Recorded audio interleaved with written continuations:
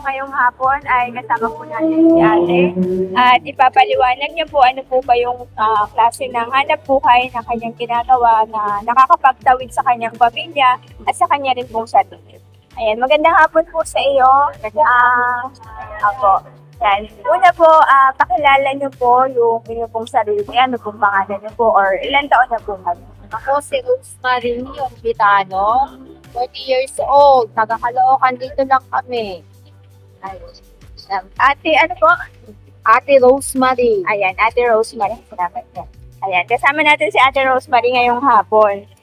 Ngayon po, ano po bang klaseng hanap buhay yung pinagkakaabalahan niyo po sa araw-araw? Ako po ay isang street vendor. Ito ay ako'y nagtinda ng fishball, kikyap, mga sari-sari.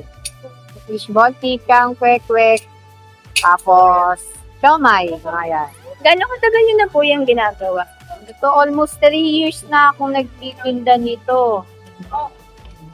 Dati po, nung hindi pa po ganito ang hanap buhay nyo, ano pong klaseng Ay dati, bago pa ako nagtatrabaho ako, isa akong quality control. Quality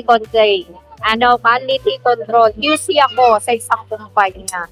Okay po. Sa 3 taon nyo pong pagiging street vendor, pwede nyo po bang ipaliwanag o i-share ano po yung mga hinahanda nyo sa tuwing magsisimula po kayo maghanap buhay? Sa umaga pa lang, maga ako gumigising, alas 5 pa lang. Namamalengke ako sa Balintawak, namimila ako nitong mga paninda ko. Pagkatapos ko mamalengke, gumagawa na ako sa bahay ng sauce. Nire-ready ko na siya lahat ng kailangan niya. Mga alas 10, paglalatag na kami kasi naabangan namin pagbukas ng mga estudyante sa eskwelahan. Tapos, maghapon na yon hanggang alas 10 na rin kami ng gabi dito. Hanggang sa maubos na yung konti na lang ng mga tao. Hindi naman kasi sila nauubos. Anong oras po ang usually dagsa po ng customer?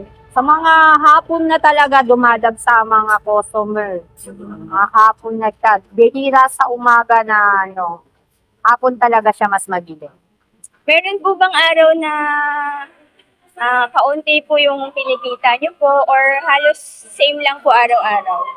Hindi naman pare-pareho. Depende. Minsan matumal din. Depende sa benta. Minsan, balik lang sa puhunan. Minsan, meron din. May kita rin naman. Pero sapat na pangkain lang natin. Ngayong araw po ba, kumusta po yung kita niyo po ate?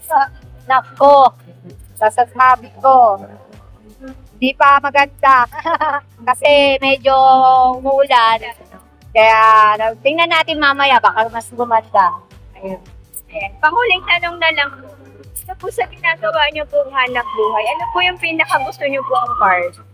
Ito naman, nag-enjoy naman ako kasi dito marami ka nakakasalumuhan. Wow, marami ka nagiging kaibigan. Basta enjoy mo lang, yun lang. Saka kumikita ka naman. Nasususan mo yung pangangailangan ng pamilya. Okay. Salamat po sa pagkakataon. Okay, salamat din.